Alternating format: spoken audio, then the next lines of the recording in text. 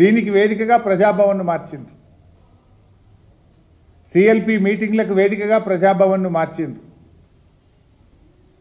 2 సంవత్సరాలుగా మీరు చెప్తున్నది అభివృద్ధి కాదు, అసమర్థత, పారదర్శకత కాదు, దోపిడీ, గ్యారంటీలు కాదు, గారడి. అంటే ఇది ప్రజాపాలన కాదు, ఇది నయవంచక పాలన. రేవంత్ రెడ్డి ఒక ప్రైవేట్ లిమిటెడ్ కంపెనీ పాలన ఇది. ఇలా నీ 2 ఏళ్ల పాలనలో బీఆర్ఎస్ ఎన్నో విజయాలు సాధించింది, నేను ఇందాక చెప్పాను. మరి కాంగ్రెస్ ఏం చేసింది? ఒక్కటన్నా ఉందా? ఆత్మస్తుతి, పరనింద. ఎంతసేపు సెల్ఫ్ డబ్బా కొట్టుకోవడం, కేసీఆర్ గారిని బీఆర్ఎస్ నాయకులను తిట్టడం తప్ప నీ 2 ఏళ్ల పాలనలో ఒక్కటి చెప్పు నువ్వు. నేను 10 చెప్తున్నా. మిషన్ భగీరథ, మిషన్ కాకతీయ, 24 గంటల కరెంటు, కళ్యాణ లక్ష్మి, 1000 రూపాయల పెన్షను, 6 కిలోల బియ్యం. 2 ఏళ్లలోనే మేము చేసినాం ఇవన్నీ. నీ 2 ఏళ్లలో చేసింది ఒక్కటి చెప్పు, ఆత్మస్తుతి, పరనింద తప్ప. ఇవాళ ఈ నీ 2 ఏళ్లలో ప్రజలకు వేదన, రోదనలే మిగిల్చినావు నువ్వు. నీ 2 ఏళ్లలో నువ్వు రాగానే మెట్రో రైలు రద్దు అంటావు, ఫార్మాసిటీ రద్దు అంటావు, కేసీఆర్ గారు ప్రారంభించిన పథకాలు రద్దు అంటావు. కేసీఆర్ కిట్ రద్దు, న్యూట్రిషన్ కిట్ రద్దు, దళిత బంధు రద్దు అంటావు, గొర్రెల పంపిణీ రద్దు అయిపోతుంది, సీఎం బ్రేక్ఫాస్ట్ పథకం రద్దు అయిపోతుంది. పథకాలు రద్దు చేస్తావు, స్కీములు రద్దు చేస్తావు. కేసీఆర్ గారు ప్రారంభించినటువంటి రోడ్లు కావచ్చు, ప్రాజెక్టులు కావచ్చు, దాన్ని అన్నీ అటకెక్కిచ్చేసిండు. ఇవాళ కాళేశ్వరం ప్రాజెక్టు ఒక తక్కువలో తక్కువ 1% ఖర్చు పెడితే లక్షల ఎకరాలకు నీళ్ళు ఇచ్చే అవకాశం ఉంది. 80% పాలమూరు ప్రాజెక్టు పూర్తయింది. ఇవాళ అనేక రోడ్లు కావచ్చు, రెసిడెన్షియల్ స్కూల్ కావచ్చు, మెడికల్ కాలేజీలు కావచ్చు, అన్నీ కూడా అటకెక్కిచ్చేసినావు నువ్వు.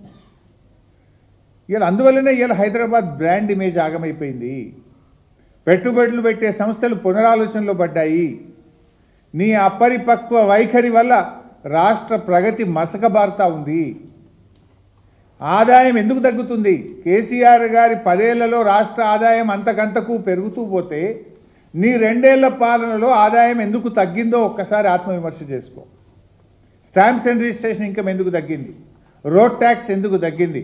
రాష్ట్ర ప్రభుత్వ ఆదాయం కేసీఆర్ పాలనలో పెరిగింది ఎట్లా, నీ పాలనలో తగ్గుతుంది ఎందుకో ఒక్కసారి ఆత్మవిమర్శ చేసుకో. నువ్వు చిల్లర మాటలు కాదు మాట్లాడు, మనస్సాక్షిగా, ఆత్మసాక్షిగా ఒకసారి రివ్యూ చేసుకో. నువ్వు ఇవాళ నీ పాలనలో ఏంది నువ్వు చేసింది? ఒకటన్నా మంచి పథకం ఉందా?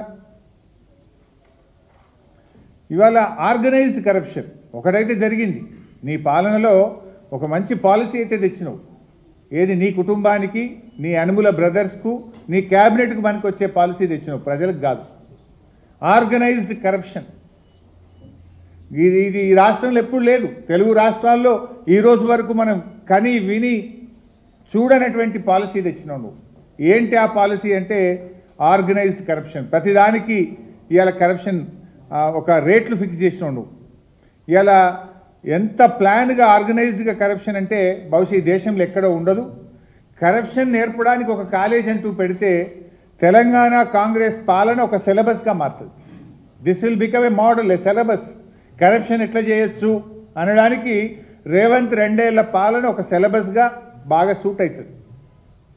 ఎందుకింత నేను చెప్పవలసి వస్తుంది అంటే బాధతో చెప్తున్నామంటే, అనధికారిక ట్యాక్సులు ఇవాళ టీఆర్ఎస్ పాలనలో ఆనాడు కేసీఆర్ గారు బిల్డర్లను పిలిచి, అరే మీకు ఏం కావాలి బాబు, రియల్ ఎస్టేట్ ఇంప్రూవ్ చేయడానికి ఏం కావాలి అంటే, మాకు నాలా కన్వర్షన్ ఇబ్బంది అవుతుంది, ఆర్డీఓలు కలెక్టర్ల దగ్గరికి పోవడం అంటే దాన్ని ఆన్లైన్ పద్ధతి చేశారు. నాలా కన్వర్షన్ ఫీజును తగ్గించేసిండ్రు, మొత్తానికే తగ్గించేసిండ్రు. 8% నుంచి 2% చేసేసిండ్రు. ఫీజులు తగ్గించిండ్రు, ఆన్లైన్ విధానం తెచ్చిండ్రు, పారదర్శకత పెంచిండ్రు, వాళ్ళని ఎంకరేజ్ చేసిండ్రు. కానీ రేవంత్ రెడ్డి రాగానే బిల్డర్ల మీటింగ్ పెట్టిండు. ఏం పెట్టిండు? అరే భయ్, తమిళనాడు లెక్క, బెంగళూరు లెక్క, ఇక్కడ